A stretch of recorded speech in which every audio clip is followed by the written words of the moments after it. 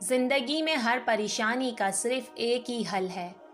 اللہ سے بات کریں، اللہ سے مانگیں، اللہ پر چھوڑ دیں، اللہ پر بھروسہ کریں، اللہ سے پھر کہیں اور کہتے رہیں۔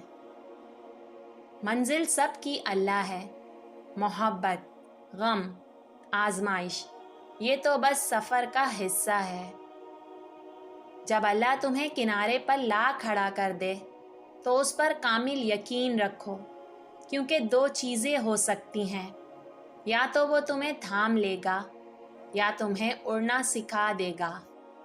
کیونکہ جب اللہ تمہارے دل میں کسی کا خیال پیدا کرتا ہے تو وہ چاہتا ہے کہ تم اسے مناؤ، اسے وہ چیز تمہیں دینے پر آمادہ کرو، بار بار اسے پکارو، بار بار جھولی پھیلاؤ تاکہ وہ کن فرما سکے اور تمہاری فرمائش پوری کر سکے۔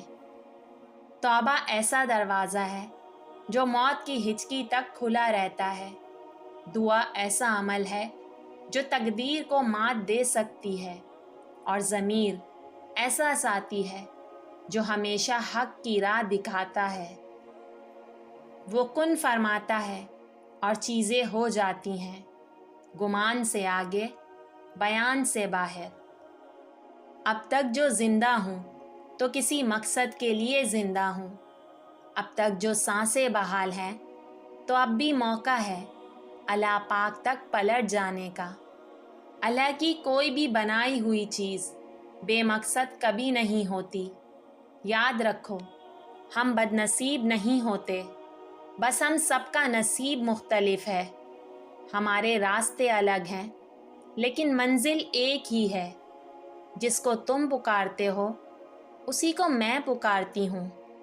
پکارنے کا انداز مختلف ہو سکتا ہے، لیکن جس کو پکارا ہے وہ ایک ہی ہے، میرا پیارا اللہ۔ خاموشی ایک ایسی عبادت ہے، فرشتہ اسے لکھ نہیں سکتا، شیطان اسے بگاڑ نہیں سکتا، اور اس رب کے سوا اسے کوئی جان نہیں سکتا۔